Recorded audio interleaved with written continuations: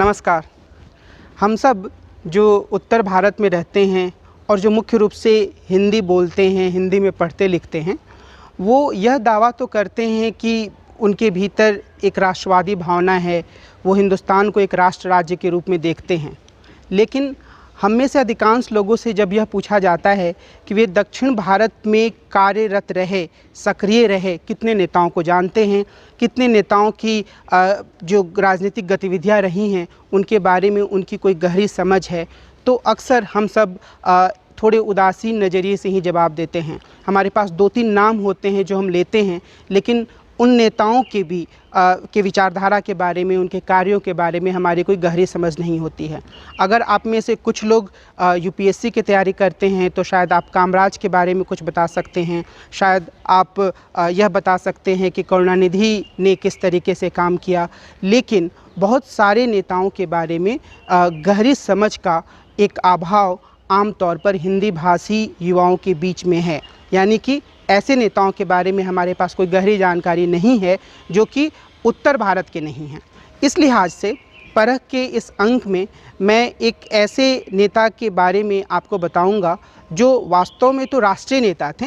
लेकिन और उन्होंने एक राष्ट्रीय पार्टी के महासचिव के रूप में एक लंबे समय तक काम भी किया, लेकिन उनका मुख्य कार्यक्षेत्र केरल था और उन्होंने अपनी राजनीति के माध्यम से, अपने लेखन के माध्यम से लगातार यह कोशिश की कि भारत में एक ऐसी राजनीति का विकास हो जो कि आम जनता के हितों का ख्याल रखे, एक ऐसी राजनीति का विकास हो जो कि लोकतांत्रिक, समाजवादी और सेकुलर बुनियादों पर खड़ी हो।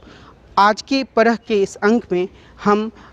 ईएमएस नंबूद्रिपाद की चर्चा करेंगे, जो केरल के पहले मुख्यमंत्री थे और जो आगे चलकर communist party of India Marxist या सीपीआईएम के जनरल सेक्रेटरी भी बने। मेरा यह लक्ष्य होगा कि मैं आपको ईएमएस नंबूद्रिपाद के जीवन और उनकी राजनीतिक गतिविधियों के बारे में एक परिचयात्मक विवरण दूं। एलमकुलम मनाक्कल संकरन नंबूद्रिपाद, ये ईएमएस नंबूद्रिपाद का पूरा नाम था और ये ईएमएस के नाम से ही अपने दोस्तों के बीच में और अपने राजनीतिक प्रतिद्वंदियों के बीच में प्रसिद्ध हुए। इनका जन्म 13 जून 1909 को हुआ था और इनकी मृत्यु 19 मार्च 1998 को हुई। और ये इनके पिताजी जो थे एलमकुलम मनक्कल परमेश्वरन, चूँकि यह दक्षिण भारतीय नाम है तो मुझे उच्चारण करने में थोड़ी दिक्कत हो रही है, पर एक तरीके से हम कह सकते हैं कि ये ईएमपी नंबूद्रिपाद थे, एलमकुलम मनक्कल परमेश्वरन नंबूद्रिपाद, ये उनके पुत्र थे। इनके पिता संस्कृत के बहुत बड़े विद्वान थे और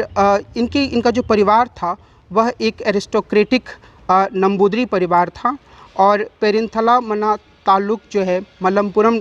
ज़िला जो वर्तमान समय में है, वहाँ पर इनका जन्म हुआ था। ईएमएस के परिवार में इनकी 4 बहनें थीं और 3 भाई थे।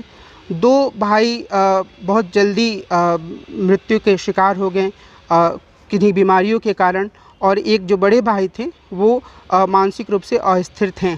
और इनके पिता की मृत्यु भी काफ़ी कम समय में हो गई जब ईएमएस की आयु सिर्फ 7 साल थी।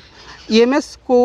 इनके बचपन में इनके परिवार के लोग कुंजू कहकर पुकारते थे और इनकी आरंभिक शिक्षा घर पर ही हुई। आरंभ में इन्हें बहुत ही गहरे और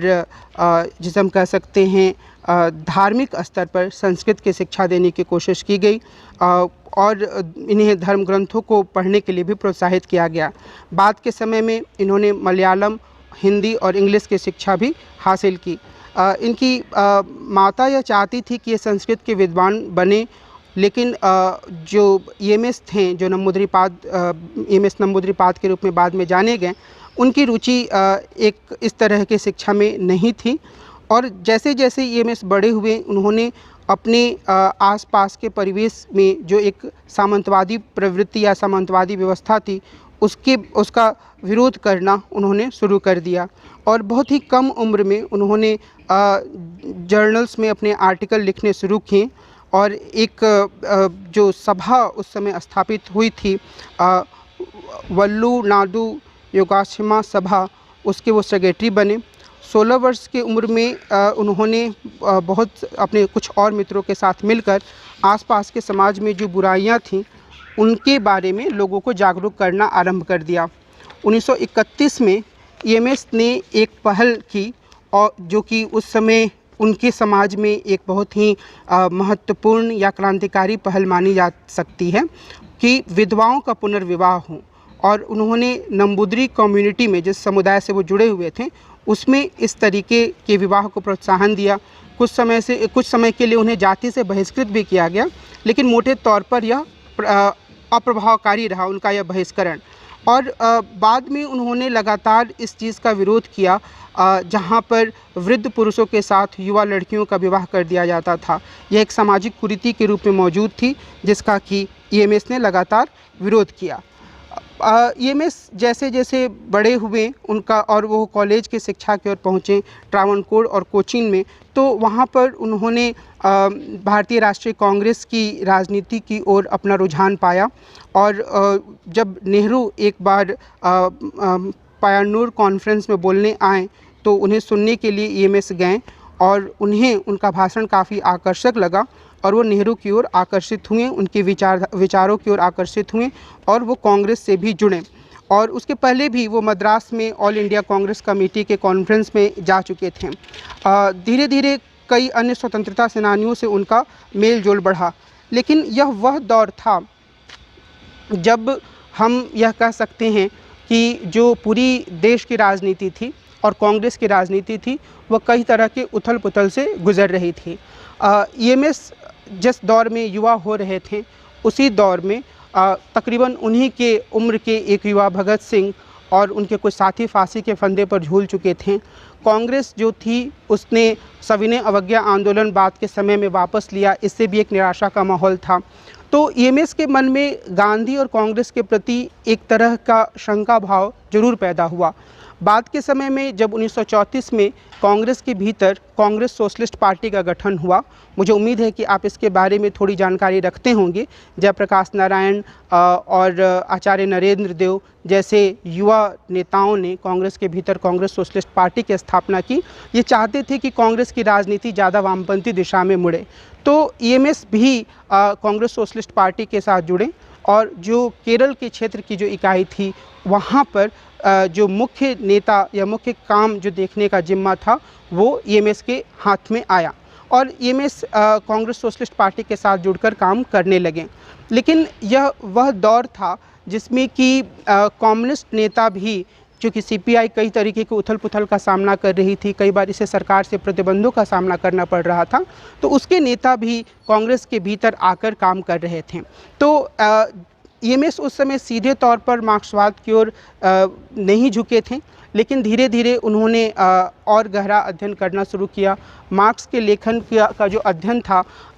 उसके माध्यम से वो मार्क्सवाद की तरफ आकर्षित हुए और उनका रुझान कांग्रेस सोशलिस्ट पार्टी से अलग हटकर कम्युनिस्ट विचारधारा की तरफ जाने लगा। कांग्रेस के भीतर की राजनीति में अगर हम देखें तो 1935 तक, 1936-37 तक भी जो कम्युनिस्ट थे वो कांग्रेस के भीतर थे। विशेष रूप से कांग्रेस सोशलिस्ट पार्टी के साथ जुड़कर वो काम करते थे। लेकिन अगर आप कांग्रेस सोशलिस्ट पार्टी के नेताओं के बयानों को पढ़ें और इतिहास को देखें तो आप ये पाएंगे कि 1937 आते आते तक इनके बीच में, यानी कि कांग्रेस सोशलिस्ट पार्टी के जो समाजवादी थे उनके बीच और जो कांग्रेस सोशलिस्ट पार्टी के भीतर काम करने वाले कम्युनिस्ट थे, उनके बीच के संबंधों में काफ़ी तनाव आ चुका था। कांग्रेस सोशलिस्ट पार्टी के नेताओं को यह लगता था कि कम्युनिस्ट उनके संस्था पर, उनके संगठन पर कब्जा करने की कोशिश कर रहे हैं, और जो कम्युनिस्ट नेता थे उन्हें लगता था कि कांग्रेस सोशलिस्ट पार्टी के सदस्य उतने ज़्यादा क्रांतिकारी नहीं हैं जितने क्रांतिकारी उन्हें होना चाहिए। इस लिहाज से यह जो एक तनाव था वह कांग्रेस के भीतर, यानी कि अगर एक बड़े संगठन के रूप में हम कांग्रेस का पर विचार करें तो उसमें भी यह चीज़ काफ़ी एक महत्वपूर्ण मुद्दे के रूप में उभर रही थी। जो कांग्रेस के भीतर दक्षिणपंथी ताकतें थीं वो यह नहीं चाहती थीं कि कम्युनिस्ट भी कांग्रेस का हिस्सा बने रहें। हालांकि जवाहरलाल नेहरू जैसे नेताओं को इससे कोई ज़्यादा समस्या नहीं थी, लेकिन ऐसी स्थिति बनती गई कि आखिरकार 1939 में ईएमएस और उनके कुछ साथी कांग्रेस से औपचारिक रूप से अलग हो जाते हैं और उन्होंने जो केरल में सीपीआई का जो एक संगठन है उसको खड़ा करने का काम शुरू किया। और ये वो समय था जबकि कुछ समय के लिए ही सही पर सीपीआई एक स्वतंत्र संगठन के रूप में उभरना शुरू कर चुकी थी। 1940 में एक बार फिर से कम्युनिस्ट पार्टी ऑफ इंडिया पर प्रतिबंध लगा दिया गया अंग्रेजी सरकार के द्वारा, और ये बहुत कुछ रूस और जो ब्रिटेन है उसके संबंध, रूस जो कि उस समय सोवियत यूनियन था, उनके संबंधों के कारण भी हो रहा था। क्योंकि फिर 1942 में जब भारत छोड़ो आंदोलन छिड़ा, उस समय कम्युनिस्ट पार्टी ऑफ इंडिया से जो प्रतिबंध लगा हुआ था उसको अंग्रेज़ों ने हटा लिया, क्योंकि उस समय तक सोवियत यूनियन से उनका संबंध अच्छा हो चुका था। तो ये एक ऐसी धारा एक ऐसा बिंदु है भारत के कम्युनिस्ट आंदोलन के बारे में, जिसके बारे में हमें एक स्पष्ट समझ रखनी होगी कि निश्चित रूप से जो इंटरनेशनलिज्म या अंतर्राष्ट्रीयवाद है उस पर भरोसा करने के कारण भारत के कम्युनिस्ट सोवियत यूनियन के कम्युनिस्टों के साथ एक जुड़ाव रखते थे, लेकिन और कई बार उनके नतीजे सीधे या उनके जो फैसले हैं वो सीधे तौर पर ऐसा लगता है कि वो सोवियत यूनियन की कम्युनिस्ट पार्टी से ही प्रभावित हो रहे थे या निर्देशित हो रहे थे। लेकिन जो यहाँ के जो नेता थे वे भी अपने विचारों को खुलकर रखते थे, एक विचार विमर्श चलता था और उसके माध्यम से किन्हीं खास मुद्दों पर, किन्हीं खास क्षण पर निर्णय लिया जाता था। बहरहाल जब 1943 में सीपीआई का अधिवेशन होता है तो पार्टी के सेंट्रल कमेटी में ईएमएस को भी शामिल किया जाता है। ईएमएस जब 1940 के बाद भूमिगत रहे और वो अपने परिवार को बताए बिना भूमिगत हो गए थे, तब उनके जीवन में एक बड़ा बदलाव आया, क्योंकि इस समय तक वो सैद्धांतिक अध्ययन कर रहे थे, लेकिन उन्हें पहली बार यह मौका मिला कि वो भूमिगत रहते हुए जो समाज के निचले तबके के लोग हैं, जो समाज के पिछड़े तबके हैं, जो मछुआरे थे, जो गरीब लोग थे, उनके साथ वो रहते हैं और अपने भीतर वो एक परिवर्तन महसूस करते हैं। और इस बात का जिक्र उन्होंने अपनी आत्मकथा में भी किया है। बाद के दौर में 1947 के समय में उन्होंने अपनी पूरी संपत्ति जो है वो अपनी पार्टी को दान कर दी और उन्होंने यह प्रयास किया कि जो उनकी पार्टी है सीपीआई, उसको केरल में काफ़ी मजबूती मिले।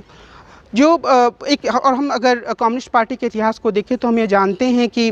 कम्युनिस्ट पार्टी एक आज़ादी मिलने के समय काफ़ी हद तक ऐसी स्थिति में थी कि उसने आज़ादी को स्वीकार नहीं किया और तेलंगाना और अन्य स्थानों पर जो एक विद्रोह की स्थिति बनी हुई थी उसके कारण से भी जो कम्युनिस्ट थे वो संविधान सभा से बाहर रहें। लेकिन बाद के समय में प्रथम आम चुनावों के आते आते तक उन्होंने भारतीय संविधान को स्वीकार किया और चुनाव में भागीदारी करने का फैसला भी किया। केरल में जो एक अलग प्रांत बनाने का जो पूरा आंदोलन चल रहा था, क्योंकि केरल पहले जो मद्रास प्रांत था उसका हिस्सा था, उसका एक बड़ा हिस्सा जिसमें कि वो इलाका भी शामिल था जहाँ पर ईएमएस का जन्म हुआ था, लेकिन एक बड़ा जो क्षेत्र था वो रजवाड़ों के हाथ में था। तो उसको मुक्त करने का और एक क्या मूवमेंट जैसे आंदोलन को चलाने का काम ईएमएस और उनके साथियों ने किया। उन्होंने अपने राज्य में सीपीआई को मजबूती प्रदान की और इन्हीं सब प्रयासों के कारण केरल एक अलग राज्य बना जिसमें कि मलयालम बोलने वाले लोग मुख्य रूप से रहें। और जब 1957 में चुनाव हुआ तो वहाँ पर जो कम्युनिस्ट पार्टी ऑफ इंडिया है उसको बहुमत मिला और पहली बार विश्व में ऐसा पहली बार हुआ कि एक ऐसे दल की कम्युनिस्ट पार्टी की सरकार बनी जिसने कि लोकतांत्रिक चुनाव में भागीदारी की, जनता ने उसे वोट दिया और उसके बाद एक चुनी हुई सरकार के रूप में कम्युनिस्ट पार्टी की सरकार सामने आई। ईएमएस नंबूदिरीपाद इस सरकार के मुख्यमंत्री बने। अब इस सरकार ने कुछ ऐसे महत्वपूर्ण काम किए जिससे कि जो राज्य में स्टेटस कोइस्ट फोर्सेस थीं, यथास्थितिवादी शक्तियाँ थीं, उन्हें काफ़ी बेचैनी होने लगी। उन्होंने ज़मीन के मामले में काफ़ी कुछ सुधार करने का काम किया और यह हमेशा से ही उनकी रुचि का विषय रहा था। वो यह चाहते थे कि जो लोग वास्तव में ज़मीन पर खेती करते हैं उन्हें एक तरह की असुरक्षा का सामना ना करना पड़े और बिना किसी कारण से उन्हें उनके ज़मीन से वंचित ना किया जाए। वे यह भी सुनिश्चित करना चाहते थे कि किसी भी व्यक्ति के पास किसी भी परिवार के पास एक निश्चित मात्रा से ज़्यादा ज़मीन ना हो। अब ये सारे ऐसी चीज़ें थीं या ऐसी बातें थीं जिस पर कि कांग्रेस नेतृत्व की भी सहमति थी, लेकिन चूंकि ईएमएस की सरकार ने इसे सख्ती से लागू करना शुरू किया, इसलिए जो भूमिपति तबका था वो उनकी सरकार से नाराज़ रहने लगा और जो कांग्रेस का नेतृत्व था केरल में उसने इसे एक ऐसे मुद्दे के रूप में देखा जिससे उसे ऐसा लगा कि वो फिर से वापसी कर सकते हैं या कम्युनिस्ट सरकार को केरल से हटा सकते हैं। और बाद में एक शिक्षा विधेयक भी ईएमएस की सरकार लेकर आई, जिसमें कि उन्होंने यह प्रावधान किया कि जो स्कूल राज्य में हैं, जो निजी स्कूल भी हैं या जो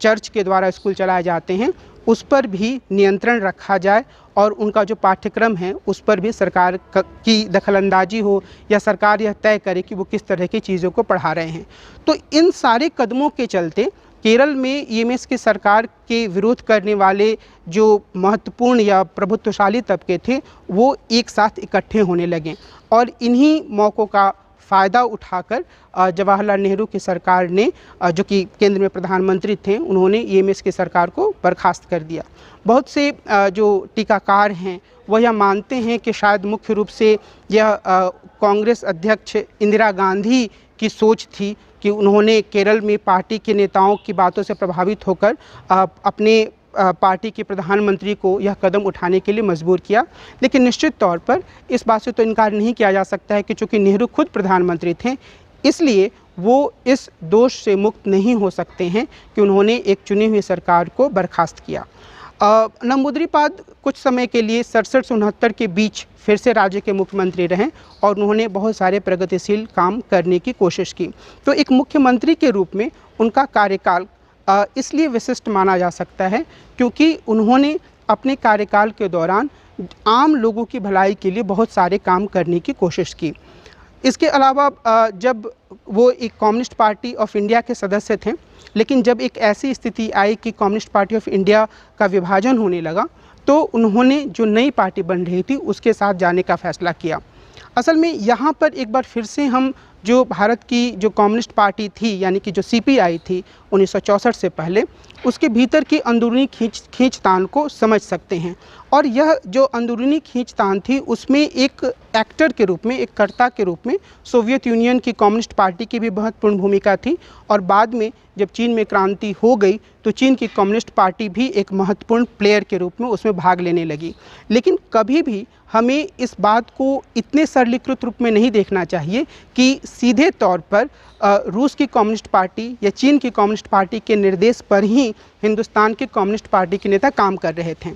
जब सीपीआई के भीतर एक धड़ा यह मानने लगा और शायद सोवियत यूनियन और भारत के संबंधों के अच्छे होने के कारण ऐसा माना जाने लगा कि नेहरू का साथ देने की ज़रूरत है, तो सीपीआई के भीतर ही बहुत सारे जो दूसरे तबके थे जो अपने आप को ज़्यादा रेडिकल मानते थे, उन्हें इन सब चीज़ों से परेशानी होने लगी। और इसकी चरम परिणति के रूप में 1964 में कम्युनिस्ट पार्टी ऑफ इंडिया का विभाजन हुआ और एक नई कम्युनिस्ट पार्टी बनी जिसे communist party of India Marxist के रूप में जाना गया। और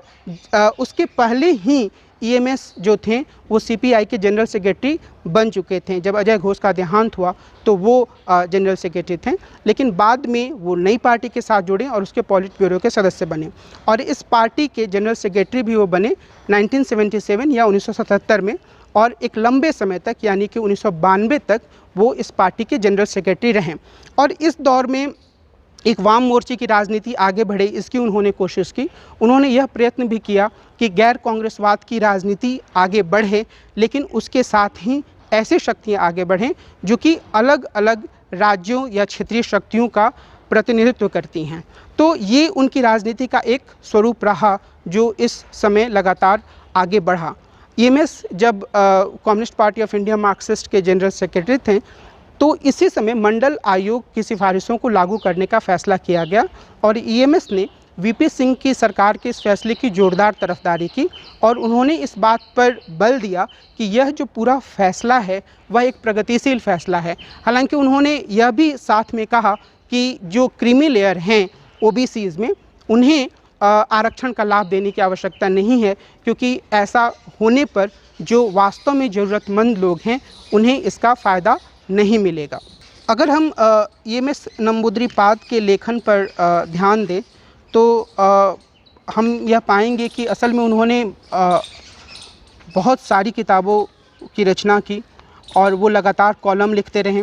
कुछ किताबें मोटी हैं, कुछ किताबें पुस्तिकाओं के रूप में हैं, लेकिन जो एक महत्वपूर्ण बात है वो ये कि वो लगातार लेखन करते रहें। उन्होंने अंग्रेजी में तकरीबन 19 पुस्तकों की रचना की और मलयालम में शॉर्ट और लॉन्ग या छोटी या बड़ी पुस्तकों को कुल मिलाकर 81 पुस्तकों की रचना की। इसके अलावे वो लगातार, जैसा मैंने पहले बताया, कॉलम्स वगैरह भी लिख रहे थे। मैं उनकी कुछ पुस्तकों का नाम आपके सामने अभी रखना चाहूँगा। जैसे उन्होंने एक पुस्तक 1952 में लिखी थी, नेशनल क्वेश्चन इन केरला। फिर 1958 में उनकी प्रसिद्ध पुस्तक I Mahatma and his ism. 1966 में प्रॉब्लम्स ऑफ नेशनल इंटीग्रेशन। 1966 में ही economics and politics of Indian socialist pattern. 1967 में Kerala yesterday today and tomorrow. 1976 में how I become a communist. 1981 में crisis into chaos political India 1981। 1986 में a history of Indian freedom struggle और 1988 में Nehru ideology and practice. तो ये मैंने कुछ प्रमुख किताबों का नाम आपके सामने रखा है और ये सूची काफ़ी लंबी है। आगे कभी परख में मौका मिलेगा तो हम उनकी कुछ पुस्तकों पर विस्तार से चर्चा भी करेंगे। लेकिन अगर मैं आपके सामने EMS नंबूदरीपाद के विचारों में से कुछ सूत्र निकालकर सामने रखने की कोशिश करूं तो वो इस प्रकार से हो सकते हैं। पहला, उन्होंने कभी भी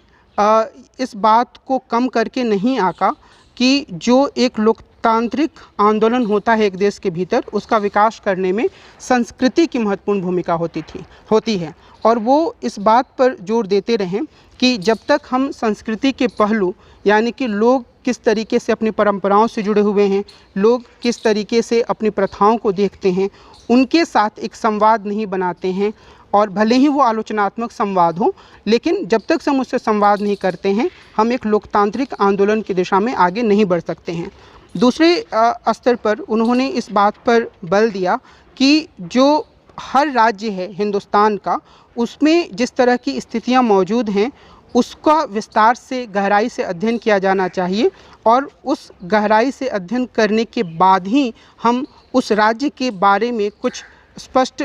नीतियों को तैयार कर सकते हैं और कुछ स्पष्ट कार्यों को या नारों को तैयार करके वहाँ पर आगे बढ़ सकते हैं। और तीसरे स्तर पर उन्होंने यह कहा कि जो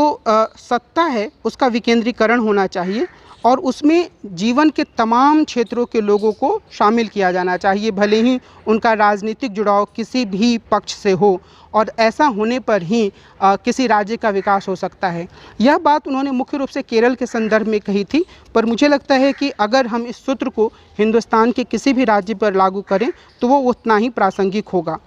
चौथा, पार्टी के जनरल सेक्रेटरी के रूप में उन्होंने जन और वर्ग संगठनों के निर्माण पर या उनके विकास करने पर ज़्यादा जोर दिया और उन्होंने यह कहा कि ये सभी एक लोकतांत्रिक तरीके से कार्य करने चाहिए और इन सब का एक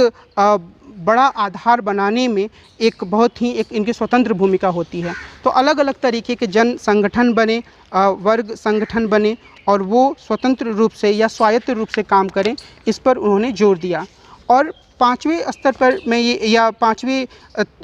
बिंदु के रूप में मैं इस बात पर जोर दूंगा कि जो EMS थे, उन्होंने सेकुलरिज्म, जो देश के भीतर सर्वधर्म संभाव भी हम कह सकते हैं और राज्य की भूमिका धर्म के मामलों में सीमित होने के रूप में हम देख सकते हैं, उसका जो उसके सामने जो खतरा उभर कर सामने आ रहा था, उसके बारे में एक चेतावनी दी और उन्होंने यह कहा कि इस बात की ज़रूरत है कि एक ऐसी संयुक्त गतिविधि चलाई जाए या संयुक्त रूप से ऐसा प्रयास किया जाए जिससे कि दक्षिणपंथी ताकतें, विशेष रूप से भारतीय जनता पार्टी के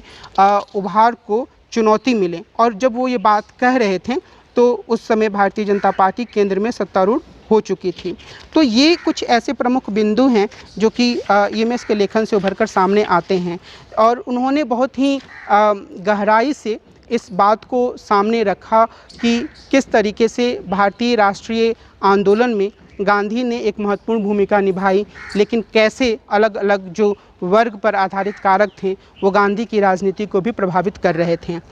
अगर हम EMS की नाकामियों की बात करें तो एक बड़ी नाकामी जो मेरी नज़र में है वो ये कि हिंदी भाषी क्षेत्रों में वो अपनी पार्टी का विस्तार नहीं कर पाएँ या कम से कम उस सीमा तक नहीं कर पाएँ जैसा उन्हें करने की कोशिश करनी चाहिए थी। बंगाल में उनके जनरल सेक्रेटरी बनने के बाद जब पार्टी सत्ता में आई तो वो लंबे समय तक सत्ता में रही। केरल में भी पार्टी की जड़ें काफ़ी मजबूती से बनी रहीं और त्रिपुरा में भी पार्टी का एक लंबे समय तक शासन रहा। लेकिन उत्तर प्रदेश, बिहार जैसे राज्यों में पार्टी का आधार सिकुड़ता गया। 80 के दशक में कुछ हद तक बिहार में communist party of India Marxist की उपस्थिति थी। सीपीआई और ज़्यादा बड़ी पार्टी हुआ करती थी, लेकिन वो अपने आधार का विस्तार नहीं कर पाई। तो मुझे लगता है कि कुछ हद तक इसकी जिम्मेदारी एक बड़े नेता के रूप में ईएमएस के ऊपर भी जाती है। लेकिन जो ज़्यादा आकर्षक बात ईएमएस नंबूदरीपाद के बारे में कही जा सकती है वह यह कि वो एक ऐसे नेता थे जो न सिर्फ लगातार जनता से जुड़े रहे बल्कि उन्होंने हमेशा ही अध्ययन और लेखन का काम भी जारी रखा। वो हमेशा ही वैचारिक रूप से चीज़ों का विश्लेषण करते रहे कि आखिर जो वर्तमान में चुनौतियां हैं उनके ऐतिहासिक कारण क्या हैं और इन चुनौतियों से आगे निकलने का रास्ता क्या हो सकता है। इस लिहाज से यह कहना अतिशयोक्ति नहीं होगी कि वो गांधी, अंबेडकर, लोहिया की धारा की ही एक नेता थे जो कि आम जनता से जुड़ाव रखते हुए राजनीति में लगातार सक्रिय रहने के बावजूद अध्ययन, चिंतन के कार्य को भी उतना ही महत्व देते थे और उसके माध्यम से भी उन्होंने लोगों की सोच को, लोगों के चिंतन को प्रभावित करने की कोशिश की। और सबसे बड़ी बात यह भी है कि उनका जीवन शायद हम मोटे तौर पर यह कह सकते हैं कि अधिकांश जो कम्युनिस्ट नेता हुए हैं, जो बड़े पदों पर भी रहे हैं, अपनी पार्टी के भीतर ही नहीं, कई बार सरकार में भी, जैसे इंद्रजीत गुप्त, उनका जीवन अपने आप में काफ़ी साधारण रहा है। उन्होंने अपने लिए कभी कोई पैसा जमा करने की कोशिश नहीं की, अपने परिवार के लिए संपदा जुटाने की कोशिश नहीं की और ईएमएस भी एक ऐसे ही नेता के उदाहरण के रूप में सामने आते हैं जिन्होंने न सिर्फ अपनी पूरी संपत्ति अपनी पार्टी को दान दे दी बल्कि उन्होंने अपने लिए कोई संपत्ति बाद के समय में अर्जित करने की भी कोशिश नहीं की जब वो मुख्यमंत्री रहें या अन्य पदों पर रहें। तो इस लिहाज से वर्तमान दौर की राजनीति में ईएमएस जैसे नेताओं के बारे में जानना और वर्तमान समय के अपने नेताओं से उनकी तुलना करना एक अपने आप में रोचक विषय हो सकता है, विचारों के स्तर पर भी, काम करने के स्तर पर भी और ईमानदारी के स्तर पर भी। तो मेरी ये कोशिश रही है इस तरह के इस अंक में कि मैं एक सामान्य परिचय ईएमएस नंबूदरीपाद के बारे में आपके सामने रखूं और मुझे ये उम्मीद है कि आप उनके बारे में और ज़्यादा जानने की कोशिश करेंगे। मेरी यह भी कोशिश रहेगी कि परख के कुछ अगले अंकों में कम से कम ईएमएस की कुछ प्रमुख किताबों के बारे में मैं और गहराई से चर्चा करूं। परख के इस अंक को मैं यहीं रोकता हूं और अगले अंक में हम मिलेंगे और एक अन्य मुद्दे पर विस्तार से चर्चा करेंगे। नमस्कार।